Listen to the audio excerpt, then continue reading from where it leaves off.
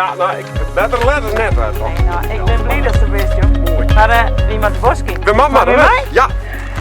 Het bos is nog gesloten. Is toch dit? Die kinderen aan het ding, hè, tot 15 juni.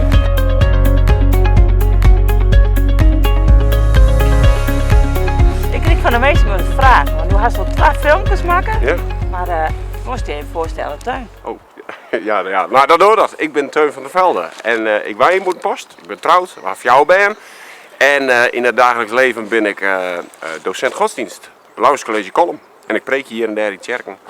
Ja, dat is Teun. Dus welkom in dit journaal. Nou, we maaien nou net verder, maar manje, tweede Pinksterdij, dan mag het hier gebeuren in het bos. En er is iemand die weet wat er gebeuren gaat. En dat is Marian. Marian, kun je de mensen vertellen wat het waren in het manje? Ja, zeker doe ik dat. Het is hier nog wat keel in het bos en we hadden 2 jaar die in het werken. Maar we hadden afstemming van de Graaf gekregen en dat vinden we wel heel bijzonder. Dit is de 50ste editie. En we hebben hier de Pinkstermanje weer een interactieve beleefroute. En dit hier werk je hier met Hendrika van Delden.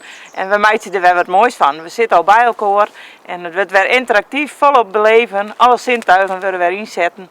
En ja, het is voor jong en oud, dus we nodigen de meesten weer van harte uit. Hey Marian, nu hier is het over die beleefroute in het bos, maar kun je de mensen uitlezen wat het is? Een beleefroute door het bos is een route door het bos met al je opdrachten.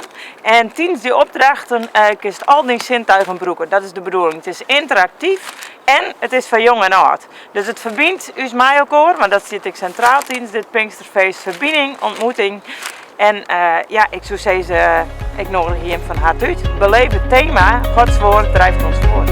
Ja, daar achter de beeld gezeten. Oh, goed. Ja.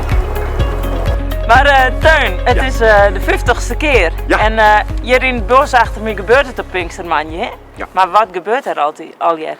Nou, tweede Pinksterdij mensen, dan gaan we het beleven.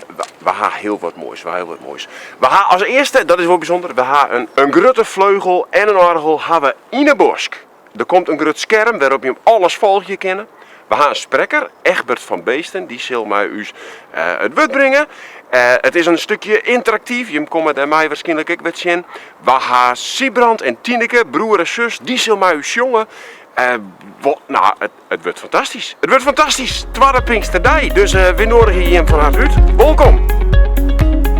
Maar Teun, ik ga nou een mooi blondje voor jou, jongen. Oh. En die is van de sneeuwende jong, 4 juni. En die meisje was zo'n vrouwjaar. Maar ze hadden ook een vrij plan in de agenda, van je beiden. 4 juni. 4 juni, sneeuwende jong en Jantje van je beiden. Ik zal het zien als deze. Mooi, dankjewel. Nou mensen, dit weer het weer voor deze keer. De andere keer zul je hem vertellen over het grote terrein, wat daar al hier gebeuren gaat. Maar van nou eerst, de andere keer. Hoi! Hey, ontje en Teun. Hoi! Hoi.